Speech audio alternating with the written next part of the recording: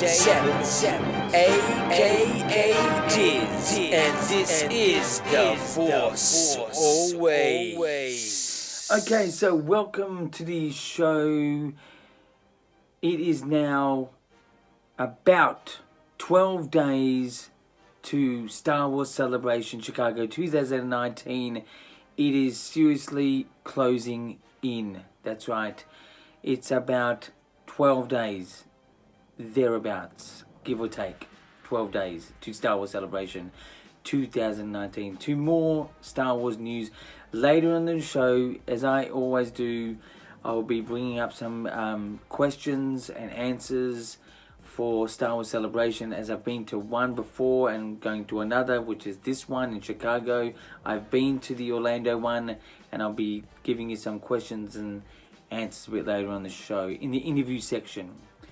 To more news, the exclusive merchandise by Hasbro Funko is now available to be in a lottery type sort of thing that Star Wars Celebration is holding online, so you can possibly get a ticket to get one of these exclusive products by Hasbro, Lego, and even Funko Pops.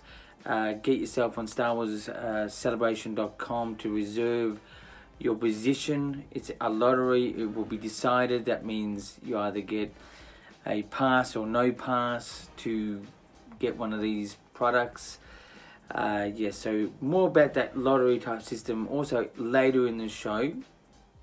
To more news, Hayden Christensen, who played Darth Vader and Anakin Skywalker in the prequels, especially in Attack of the Clones and Revenge of the Sith, which was episode 2 and episode 3, is returning to Star Wars Celebration in Chicago 2019 for some photo opportunities and autographs.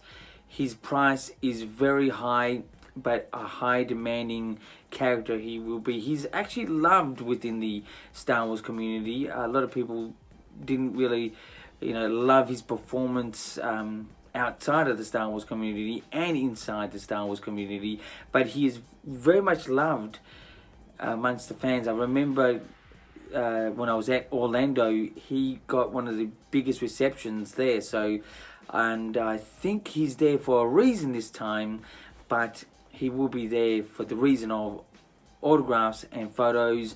So check that out. It could be sold out by now, I don't know, but get yourself again on StarWarsCelebration.com to reserve yourself an autograph or possible photo with Hayden Christensen, the man who played Anakin Skywalker / Darth Vader.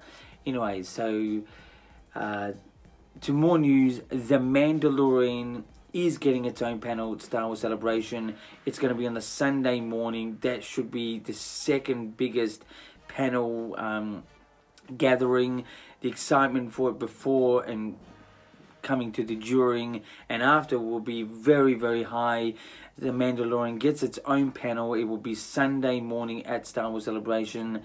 I'm sure this will be simulcast on the web, things like that. Dave Filoni will be there. Jon Favreau will be there, the two heads pretty much of this particular series, The Mandalorian. But that is exciting news that it's official and it will be on the Sunday. Unusual time of the week to do it, but I'm all for it. To more news, I've got some tickets to show everyone here to sort of show what some of the tickets look like. Here is a Jedi Master pass or ticket or badge or whatever you want to call. One of my friends that I met at Orlando, his name is Enrique, and he's a great man, which I'll be meeting up again with. And this is his Jedi Master VIP ticket. He was lucky enough to get that. I attempted to get this ticket, but he sold out in like a second, I reckon. But he was one of the lucky few to get that. So he's got the VIP ticket. And here is the 5-day ticket. That's my one there, the 5-day ticket for Star Wars Celebration. That's got Rey on it. Obviously, she's these tickets sort of give away sort of pinnacle reasons, especially when you see the Sunday and Monday one, which my lady who is going to be attending has got the Sunday Monday one. Now the Sunday has got the Mandalorian picture on it, and the Monday's got Finn on it. So it sort of highlights that for that reason. What does the whole Rey thing mean? Rey being on the 5-day pass. Could she be a Skywalker after all this time? Because technically this is really being pushed as the Skywalker saga coming to an end. And if you look at the VIP one, the Jedi Master, it's got Qui-Gon Jinn, sort of showing probably the man who started this all in trying to pursue Anakin Skywalker. This is in the story mode I'm talking about. So could there be hidden reasons why these characters are on particular passes? But look, here's the pass. I was elated that I got it finally. Bit of a late arrival, and I know some people still waiting for it overseas and just got it now. It's really close to the date, and people leaving overseas and that, but these are some of the examples. Anyway, so that's the news for this time around. Let's get into the views. Views is Anakin Skywalker in Episode 9. Do we need him or do we not need him? I would definitely say yes. I personally would love to see him again. I think personally he did a good performance in Revenge of the Sith. I think even when you think he's not being great at the role, I think there's deliberate reasons behind how he says certain things, and I just thought it was good. It was suited, and I would love to see him in Episode 9. I'd like to see how much more he can give to the franchise, Star Wars that is, and the interesting idea of where Anakin is now, or Darth Vader, or where that is, that would be a great conclusion to this Skywalker saga, as they were saying, and to this sequel trilogy. And the fact that Kylo Ren is really obsessed with him, but technically as Darth Vader. So I definitely think we need it. I think it should be a very small part. It should be a part where he sort of is a part of, or is the one that saves the day, or the night, or the stars, or the galaxy in this point, just to really sort of, the hook, line, and sinker part, the real pinnacle part. It should be very small in this episode. It shouldn't be sort of throughout the whole Episode 9. Just a small part where he saves the day, or part of saving the day for Episode 9. Whatever, the whole saving the day part ends up to be, the lead up and what the story is telling us. But he should be in the saving the day part, as I've just said. Anyway, so that's my sort of view, which is a story idea, not the amount of views that someone gets on YouTube, and it's not about predictions. It's just something I'd like to see. And it doesn't have to be the saga. It could be the spin-offs. It could be books. It could be comics.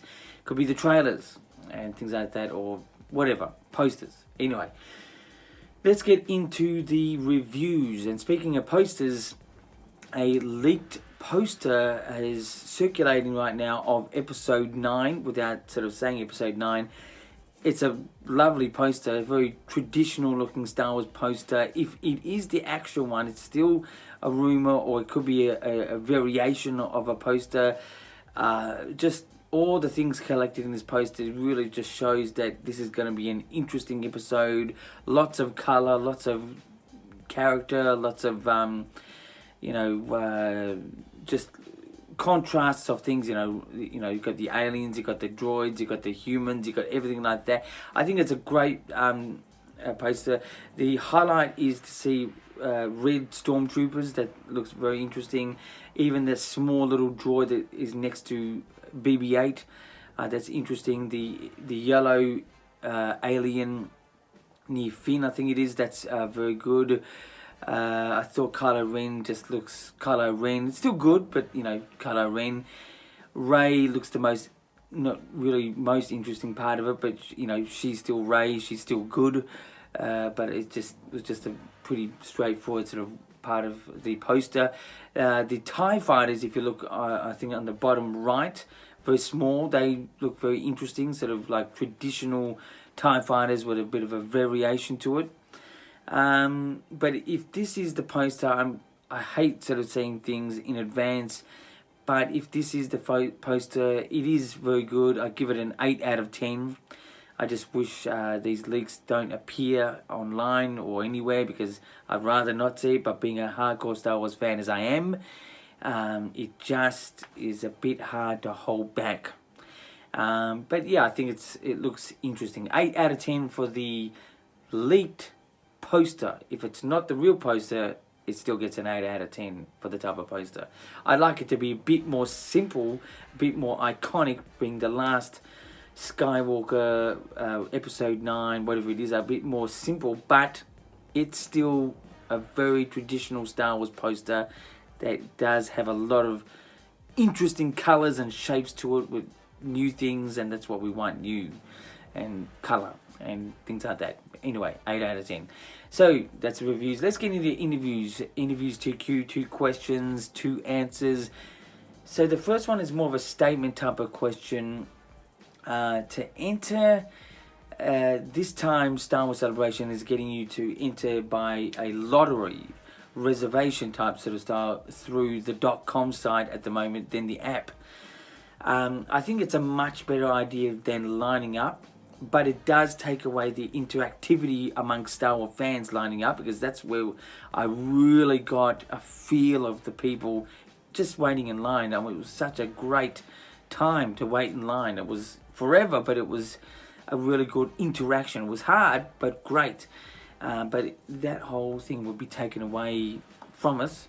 I think that the lottery system is a good idea, but not the best, because, you know, people who are coming from far away, and not in a galaxy far, far away, but in another country far, far away, like me, Australia, or people from Germany, or people from Asia going to America just to attend this event, to go in a lottery and to possibly get one of the side rooms, which I think they're calling the Galaxy Room and the Twin Suns Room or something like that, to just go all that way and get your position in a room with a big TV, I think it's just a bit of a letdown. You could do that at home, watch it on the internet. I think, you know, I realise that, you know, it costs of money to have big arenas, to have the, but if you're not going to do it that way, you know, it's just a bit of a letdown for the people going in those rooms. And it's also a bit of a letdown if people don't get in after paying these tickets. You know, the enthusiasm, the excitement, it would be a shock lost not to get into even the TV room. But, you know, I think the whole, you know, online queue lottery system is better than the last, but not good enough, especially for people coming from far away. To get yourself in that room is just very underwhelming. But my idea, as I said, was to, you know, actually line up in the line, get yourself the ticket, and then just wait and move off. You know, people who are there first, that's it. That you earned the right, done. Or they should just get a bigger arena for the celebration room, so everyone can fit, and that would be an awesome audience response. You know, for, I don't know, promoting it worldwide. Excuse me. But yeah, so, you know, it's not the best thing, but it's okay. I put myself in the lottery for this event, so I'm wishing to get in, but I'll let you know about that later on. To the second question, the lines that will be for when you get into the event, there's still actual lines. There will be actual lines. So are there lines? That's the question. Are there actual lines? There is. I think at this stage they're talking about 8 o'clock in the morning is when you start lining up for the event that starts at 10, which is a better, you know, 2-hour wait than a 19-hour wait. But I'd be interested to see how many people really respond to the properness of that. I mean, I'm sure people will be attempting in the middle of the night to start lining up or whatever it is, but yeah, so there is going to be a line. You'll need to line up even if you win the lottery.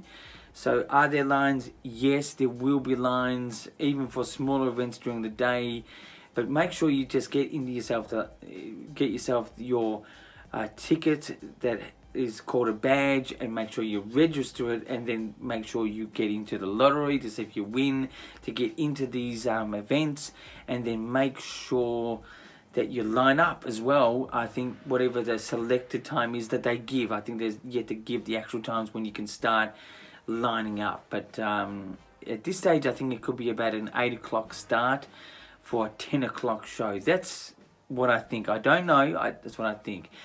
Anyway, so that is the 2 questions, or sort of more statement type things this week. If you have any questions, please send me the questions, and I can answer them the best I can.